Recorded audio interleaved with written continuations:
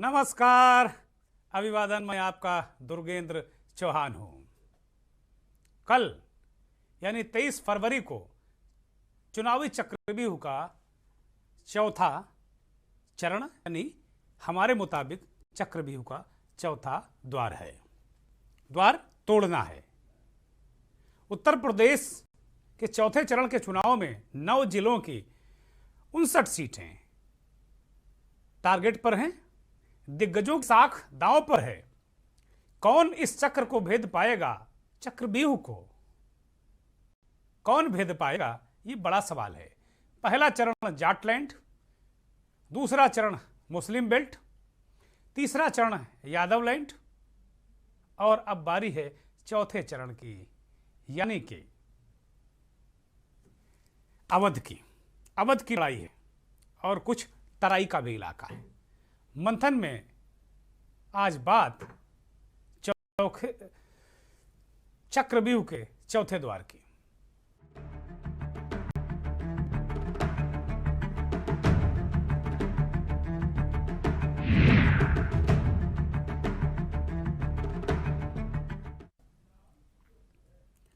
अब एक दिलचस्प लेकिन सटीक जानकारी दे दूं कि उत्तर प्रदेश विधानसभा 2022 के चुनाव में 403 में से 172 सीटों के लिए अब तक वोट डाले जा चुके हैं। यानी 3 चरणों में चक्रव्यूह के, इस चुनावी चक्रव्यूह के 3 द्वार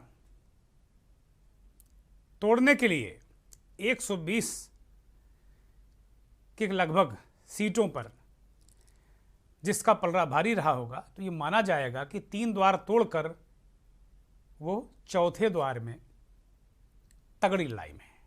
लेकिन इन 3 चरणों में 172 सीटें और चौथे चरण के दौरान अवध, कभी अवध की राजधानी लखनऊ, अवध क्षेत्र, खास लखनवी इलाका और उसके आसपास का आम का बेल्ट और जो तमाम इस तरीके के आसपास की जो तराई का इलाका है, सीतापुर आसपास का इलाका है, तो ये बहुत महत्वपूर्ण है। देखना दिलचस्प होगा। उन्नाव है, वीरों की धरती, चंद्रशेखर आजाद की जन्मस्थली, महाप्राण निराला की जन्मस्थली, कर्मस्थली, पंडित प्रताप नारायण मिश्र की जन्मस्थली, गुरुओं और महागुरुओं का जिला उन्नाव जिला, वहां भी कल वोट डाले जाएंगे। और उन्नाव जिले में ही है देश की सबसे बड़ी विधानसभा क्षेत्र भगवंत नगर। तो ये दिलचस्प मसले हैं। लखनऊ के साथ कभी कांग्रेस की राजधानी या गढ़ कहा जाने वाला उत्तर प्रदेश रायबरेली पर भी सबकी खास नजर रहेगी। यह गांधी परिवार का गढ़ माना जाता रहा है, यह खास बात हमने आपको बताई भी। लेकिन विधानसभा चुनावों में ये काफी अरसे से कांग्रेस यहां पिटती रही है, लेकिन इतना भी नहीं पिटती रही कि सीटें ना आए। 1-2 सीटें आती रही हैं। कांग्रेस अध्यक्ष सोनिया गांधी इसी रायबरेली से सांसद हैं। प्रियंका गांधी अपनी मां के संसदीय क्षेत्र में बहुत सक्रिय रहती हैं और इस इलाके से सटा हुआ अमेठी का इलाका है, जहां से सांसद कभी राहुल गांधी हुआ करते थे। इस बार वो चुनाव हार गए। अब स्मृति ईरानी वहां से सांसद हैं और वो भी काफी सक्रिय रहती हैं। अवध क्षेत्र की सीटों पर सबकी नजर है, क्योंकि पिछले 2 विधानसभा चुनावों में जिस पार्टी ने यहां की सीटों को जीता, उसी की सरकार बनी। भाई ये जो हमारे साथी भी है ना, दिल्ली से लेके लखनऊ से लेके उत्तर प्रदेश के तमाम इलाकों में जो बैठे हमारे पत्रकार हैं, वो हर चरणों में यही कह रहे हैं कि ये चरण जीता जो उसकी सरकार बनेगी। लेकिन चुनाव का गणित थोड़ा अलग होता है। ये सबसे आसान रास्ता है ये बता देने कि भाई ये चरण जीतोगे तो सरकार बन जाएगी। पहले चरण से ये शुरू हुआ। ये जो कथा और कथानक पहले चरण से शुरू हुआ कि भाई पहला चरण जो जीतेगा उसकी सरकार, फिर दूसरा चरण जो जीतेगी उसकी सरकार। अब ये सुन सुन के हमारे कान पक गए हैं कि भैया ये कौन सा गणित है। लेकिन भाई अब हमारे साथी हैं, देखते हैं, सुनते हैं, तमाम माध्यमों में देखते हैं, पढ़ते हैं, लिखते हैं, तो उनको भी लगा कि भाई ये कार्यक्रम संपादक जी का है तो इसमें लिख दिया जाए कि चौथा चरण है, बता दिया जाए कि भाई चौथा चरण है। तो अब इसको जीतेगा जो सरकार बनेगी, हो सकता है ऐसा, मैं इसको खारिज नहीं करता हूं, लेकिन हर चरण चुनाव में महत्वपूर्ण होता है। ये चीजें अब तक पहले चरण से लेकर अब तक हमने देखी हैं। अगर एक भी चरण में कोई दल बुरी तरह पिटता है तो पूरे चुनाव में उसका उठना बहुत मुश्किल हो जाता है, क्योंकि जो भी चरण है वो 50 से ऊपर ही सीटों का रहा है। साथ ही चौथे चरण में सबसे महत्वपूर्ण बात रोकेंगे, अपने सहयोगियों को कहेंगे कि भाई ये बहुत बड़ा दिलचस्प आंकड़ा है, ये हमारे दर्शकों को दिखाते रहें। ये 9 जिलों की 59 सीटें हैं और एक कराहल की सीट है, उसमें कल पुनर्मतदान होगा। एक बूथ लूटने की घटना, वहां बूथ कैप्चरिंग की घटना सामने आई, जिसकी शिकायत वहां के भारतीय जनता पार्टी के कैंडिडेट एसपी सिंह बघेल ने की थी। हम बात चौथे चरण की, चौथे चक्रव्यूह के चौथे द्वार की कर रहे हैं। 16 सीटें यहां अनुसूचित जात के लिए आरक्षित हैं और इस चरण की करीब 90% सीटों पर बीजेपी और उनके सहयोगियों ने कब्जा किया था 2017 में। बीजेपी ने जो ये 59 सीटें हैं, इनमें 51 सीटें जीती थी। धुआंधार प्रदर्शन, भूतो न भविष्यतो। जबकि एक सीट उनके सहयोगी अपना दल ने जीती थी फतेहपुर की, जो बाद में जय कुमार सिंह जैकी उस सीट से जहानाबाद से जीत कर आए और जेल मंत्री बने। समाजवादी पार्टी को 4 सीटें तो कांग्रेस और बहुजन समाज पार्टी को 2-2 सीटें इस चरण में मिली थी। लेकिन इस बार कांग्रेस और बसपा के लिए थोड़ा ज्यादा मुश्किल मुझे नजर आ रही है कि भाई क्या इस चरण में ये 2017 का प्रदर्शन ये दोनों दल दोहरा पाएंगे। इस पे थोड़ा सा मुझे संदेह लग रहा है। भारतीय जनता पार्टी और समाजवादी पार्टी में तो धुआंधार टकराव है और निश्चित तौर पर भारतीय जनता पार्टी अपना पुराना प्रदर्शन दोहराने के लिए कोई कसर नहीं छोड़ेगी। पार्टियों ने धुआंधार तरीके से प्रचार किया, बुलडोजर से लेके तमंचावादी, आतंकवादी, बुलडोजर बाबा, तमाम तरीके से लोगों को बताया गया। दवाई की बात की गई, रोजगार की बात की गई, सिंचाई की बात की गई, मुफ्त बिजली की बात की गई। यहां तक कि कहा गया कि भाई जो लड़के ओवर एज हो गए हैं उनको 3 साल उनको छूट दी जाएगी, वो चाहे जिस जाति धर्म के हों। ऐसा नहीं कि केवल आरक्षित वर्ग के लोगों को दिया जाएगा। भीड़ का जबरदस्त प्रदर्शन भी किया गया मतदान से ठीक पहले यानी कल। और आज भी इन इलाकों में जो प्रत्याशी हैं उनके लोग लगातार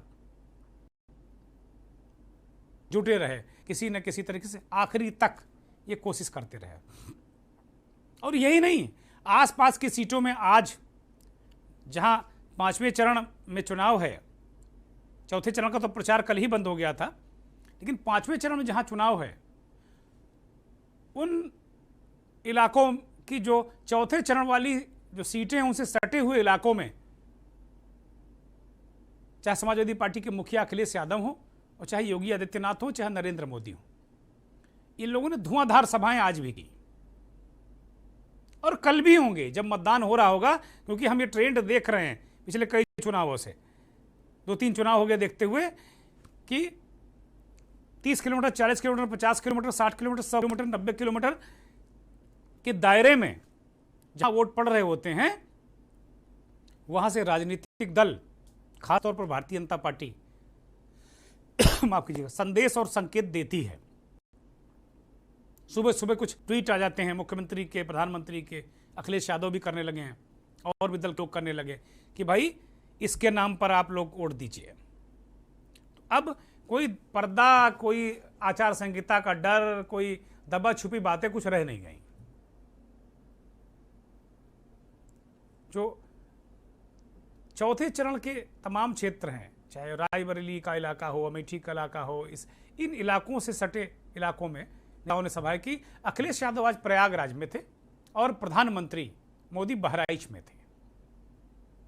अब ये इलाका भी बिल्कुल सटा हुआ है, तो अखिलेश और मोदी दोनों ने अपने अपने तरीके से चुनाव में परसेप्शन बनाने की कोशिश की और बार बार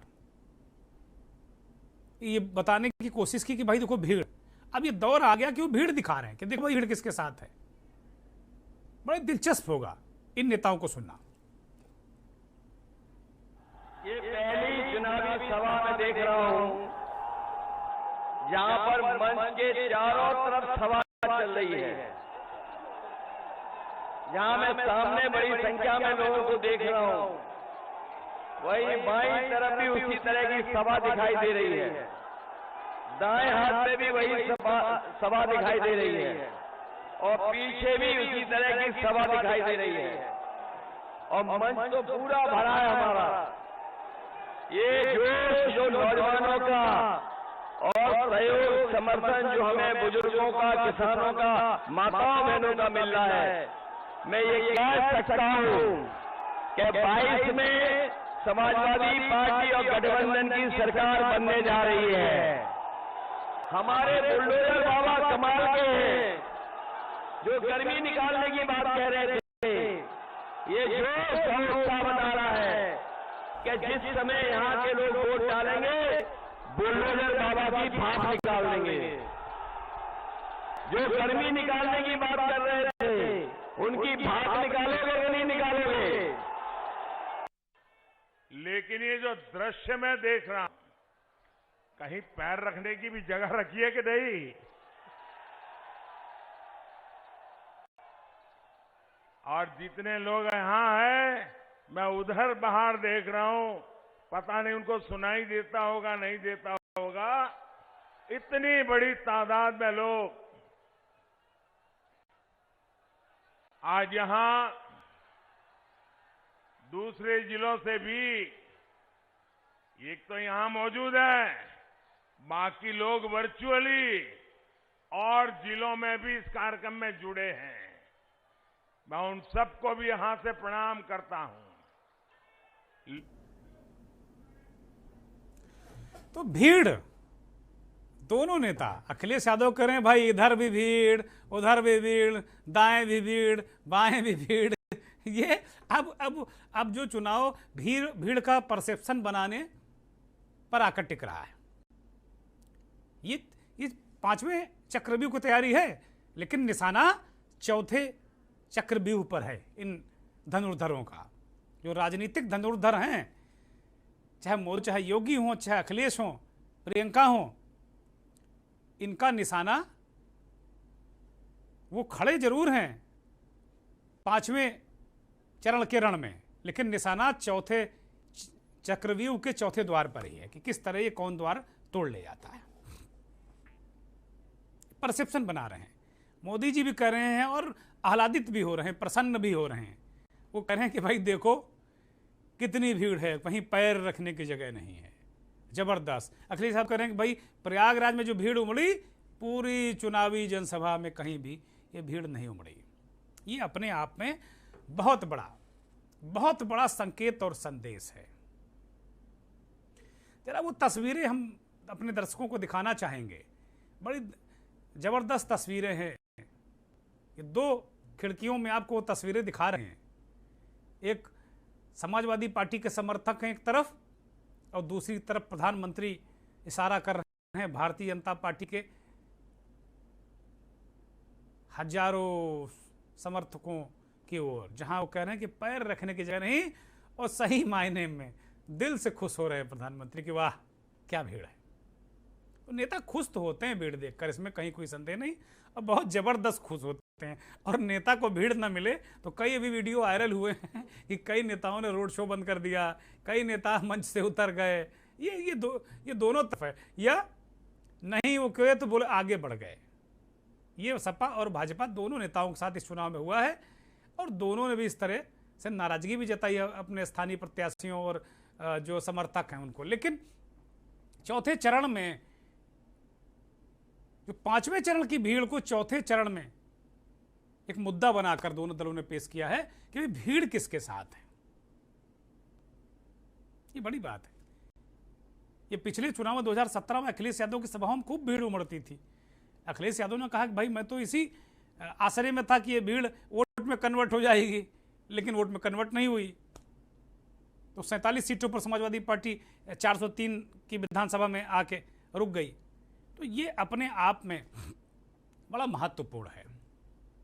हमारे साथ देश के जाने माने राजनीतिक विश्लेषक, वरिष्ठ पत्रकार बिलाल सब्जवारी जी जुड़ गए हैं। बहुत बहुत स्वागत, अभिनंदन बिलाल साहब, बहुत शुभकामनाएं और बधाई कि आप बीच बीच में हमें समय देते रहते हैं। बहुत बहुत अभिनंदन आपका। बिलाल साहब, चौथा चरण है और अवध की लड़ाई है, अवध पर चढ़ाई है और अवध की लड़ाई है, और फिर उसके साथ अवध के से सटे जो इलाके हैं उनमें 59 सीटें हैं और एक रिपोलिंग एक बूथ पर होनी है। वो खैर कोई बहुत मायने नहीं रखती, वहाँ शिकायत हुई और आयोग ने रिपोलिंग करा दी।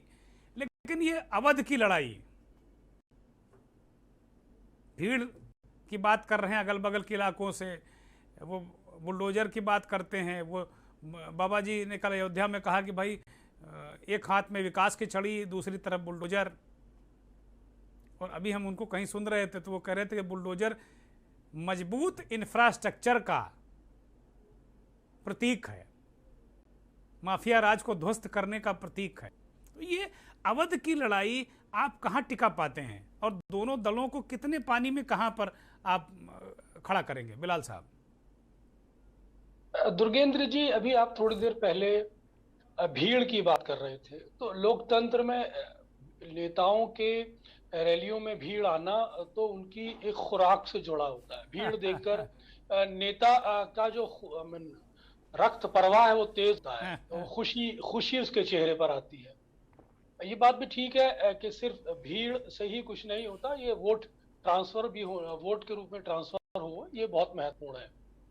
वही कुछ थोड़ी आपने ये भी जिक्र किया कि कुछ लोग द्वितीय चरण की बात कर रहे थे, तृतीय चरण में बात कर रहे थे कि चौथे चरण में निर्णायक होगा। देखिए, उत्तर प्रदेश का चुनाव है, इस हर चरण महत्वपूर्ण है और जो पार्टी हर चरण को जीतती हुई चलेगी वही इस उत्तर प्रदेश की जो लक्ष्य है सत्ता पाने का, वही उसको उसी को ही प्राप्त होगा। ठीक बात, हाँ, ठीक बात। हाँ, ये जरूर कहा जा सकता है कि चौथा चरण के अंदर जो समीक्षक है वो ये भाप सकते हैं कि उत्तर प्रदेश में सत्ता की जो मूर्ति आकार ले रही है उसका रुख क्या है, उसका जो ढांचा क्या है, वो किधर जा रही है। तो चौथे चरण में इसके संकेत स्पष्ट हो जाएंगे। 172 सीटों पे चुनाव पहले हो चुका है। अब अवध चौथे चरण जो अवध का क्षेत्र कहला जाता है, लखनऊ के आसपास का क्षेत्र है, काफी महत्वपूर्ण है। देखिए, सभी तरह के मुद्दे काम कर रहे हैं। पोलराइजेशन भी हो रहा है। ये कहना कि पोलराइजेशन नहीं हो रहा, इस बार पोलराइजेशन ने भी अपनी जड़ जमा ली और उत्तर प्रदेश की भूमि पर पोलराइजेशन का भी इम्पैक्ट दिखाई देना पड़ रहा है। वही जातीय समीकरण भी अपने आप में एकजुट होते दिखाई पड़ रहे हैं। आपने जिक्र किया था कि बुलडोजर के माध्यम से बड़े बड़े निर्माणों को गिराने की बात की जा रही थी, तो वहीं उसी के काउंटर के अंदर जो छुट्टा पशु है वो किसानों की खेती को जो बुलडोज कर रहे हैं, ये भी अपने आप में बहुत बड़ा विषय है। तो जिस तरह से अखिलेश ने अपने कुनबे को बढ़ाने की कोशिश की है, क्षेत्रीय दलों से जो गठबंधन किया है, वो उनके उस परसेप्शन को तोड़ता है कि यादव वर्सेस नॉन यादव जो बिरादरियां होती थी, जो यादव के अगेंस्ट या अल्पसंख्यक विरोध में भारतीय जनता पार्टी के साथ जाने की कोशिश, उनको एक मौका मिलता था। तो अखिलेश यादव ने अपने साथ उन ताने बाने को, अपनी जातियों के ताने बाने को बड़ा किया है, जो उनकी सिर्फ यादव इमेज के प्रतीक को तोड़ता है, बल्कि वो पिछड़ों के नेता के रूप में उन्हें कन्वर्ट करता है। कि अब उन्होंने जो ताना बाना बुना है क्षेत्रीय दलों के साथ और जो पिछड़े दलों के साथ उन्होंने अपनी लड़ाई को आगे बढ़ाया है, तो अब अखिलेश का जो चेहरा है सिर्फ यादव के रिप्रेजेंटेशन नहीं बल्कि पिछड़ों के रिप्रेजेंटेशन के रूप में कन्वर्ट हो गया। ये बहुत बड़ा एडवांटेज है। वहीं प्रधानमंत्री मोदी, अमित शाह और मुख्यमंत्री और धर्मेंद्र प्रधान, अनुराग ठाकुर, केंद्र की पूरी कैबिनेट जिस तरह से स्टार प्रचारकों की एक रेलम पेल है उत्तर प्रदेश के चेहरों के अंदर भारतीय जनता पार्टी की तरफ, वहीं समाजवादी पार्टी ने भी अपने स्टार प्रचारकों को उतार दिया है। उसमें जया बच्चन भी अब शामिल होंगी, डिंपल यादव उतर चुकी हैं और शिवपाल यादव भी अब उन स्टार प्रचारकों की प्रथम श्रेणी में शामिल हो गए। तो समाजवादी कुनबा भी इकट्ठा हो गया है और जो डिवीजन था परिवार के अंदर, उस डिवीजन को भी किसी तरह इन लोगों ने आपस में बांटने की कोशिश की है।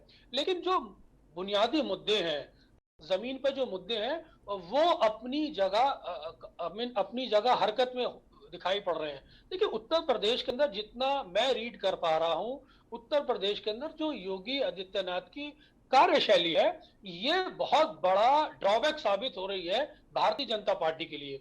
जिस तरह से उन्होंने पूरी मैकेनिज्म को, अपनी पूरी गवर्नेंस ब्यूरोक्रेसी पर लाके कॉन्सेंट्रेट कर दिया था, और उस ब्यूरोक्रेसी के माध्यम से जिस तरह से भारतीय जनता पार्टी के कार्यकर्ता की अनदेखी हुई है, ये भी बहुत बड़ा फैक्टर है, जिसके माध्यम से उन्हें प्रॉपर फीडबैक नहीं मिल पाया।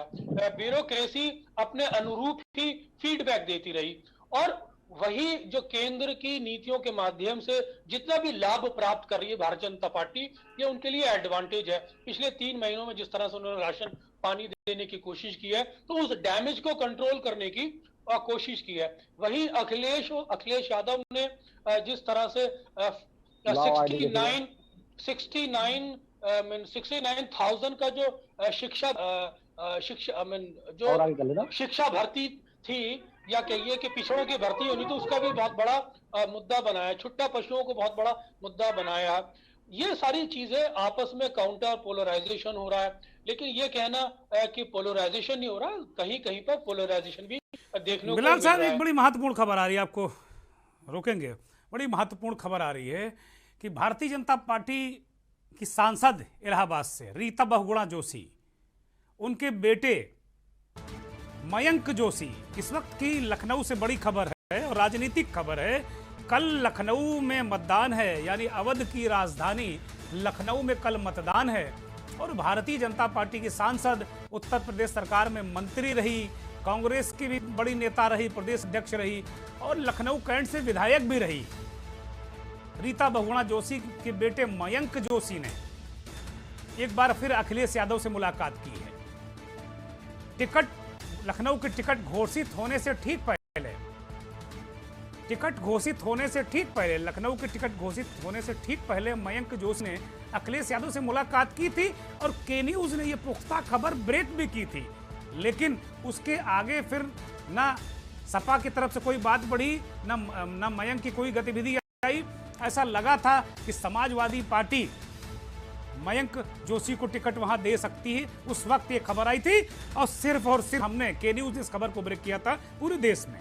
और आज वो खबर जिसे हमने ब्रेक किया था करीब 1 महीने पहले, वो खबर एक तरीके से उस पर मोहर लगा दी है खुद समाजवादी पार्टी के राष्ट्रीय अध्यक्ष पूर्व मुख्यमंत्री अखिलेश यादव ने। अखिलेश यादव ने खुद ट्वीट किया है, और उन्होंने कहा है कि मयंक जोशी से शिष्टाचार भेंट हुई। अब राजनीति में कल लखनऊ में वोट पड़ने वाला है। भारतीय जनता पार्टी के सांसद का बेटा विरोधी दलों का धुरी है, उस नेता से मुलाकात करता है, और वो नेता ट्वीट करता है कि मयंक जोशी से पीछे साइकिल का चुनाव निशान लगा है। अखिलेश यादव लाल वाली टोपी पहने, जो हरदम पहने रहते हैं, और मयंक जोशी एक युवा चेहरा। भारतीय जनता पार्टी की सांसद रीता बहुगुणा जोशी के बेटे मयंक जोशी से इस वक्त क्या शिष्टाचार हो सकता है? ये तो सीधे पॉलिटिकल मसला है। भारतीय जनता पार्टी ने रीता बहुगुणा जोशी के बार गुहार लगाने के बाद कि वो अपना भी पद छोड़ने को तैयार हैं, वो सांसदी से भी इस्तीफा देने को तैयार हैं, लेकिन उनके बेटे मयंक को कैंट से टिकट दे दिया जाए। भारतीय जनता पार्टी ने उनके बेटे मयंक को टिकट नहीं दिया। रीता नाराज भी चल रही हैं। और एक बात बता दें, 70-72 हजार वोट लखनऊ की कैंट विधानसभा में पहाड़ियों के हैं, और उसमें ब्राह्मण पहाड़ी ज्यादा हैं। और रीता बहुगुणा जोशी ये 70-72 हजार वोटों को अपनी तरफ आकृष्ट करके ही, चाहे वो समाजवादी पार्टी की लहर हो, चाहे उससे पहले के चुनाव रहे हों, उसमें भी वो विधायक कैंट से बन चुकी हैं। तो अपने आप में ये बहुत बड़ी खबर है उत्तर प्रदेश की राजनीति की। मयंक जोशी का अखिलेश यादव से मिलना अपने आप में बहुत कुछ कह रहा है। वैसे भी ब्रजेश पाठक मध्य विधानसभा से, लखनऊ मध्य से लखनऊ मध्य की जो सीट है उसको छोड़कर कैंट चुनाव लड़ रहे हैं। उन्होंने सीट बदली है और वहां से समाजवादी पार्टी के बहुत पुराने नेता रविदास मेहरोत्रा लड़ रहे हैं। पिछली बार भी ब्रजेश पाठक वहां से संघर्ष के बाद चुनाव जीते थे। एन वक्त पर भारतीय जनता पार्टी की बड़ी नेता, उस कैंट इलाके में काफी प्रभावी ये जोशी परिवार, उस परिवार का युवराज मयंक जोशी समाजवादी पार्टी के मुखिया अखिलेश यादव से मिलता है और अखिलेश यादव कहते हैं कि भाई ये शिष्टाचार भेंट है। वोटिंग शुरू होने में कुछ घंटे हैं। कल सुबह 7 बजे से लखनऊ में वोटिंग है, लखनऊ समेत 9 जिलों में वोटिंग है। बिलाल साहब, ये कैसा राजनीतिक शिष्टाचार है? देखिए, मैं उस समय आपके चैनल पे मौजूद था जब आप लोगों ने इस खबर को ब्रेक किया था।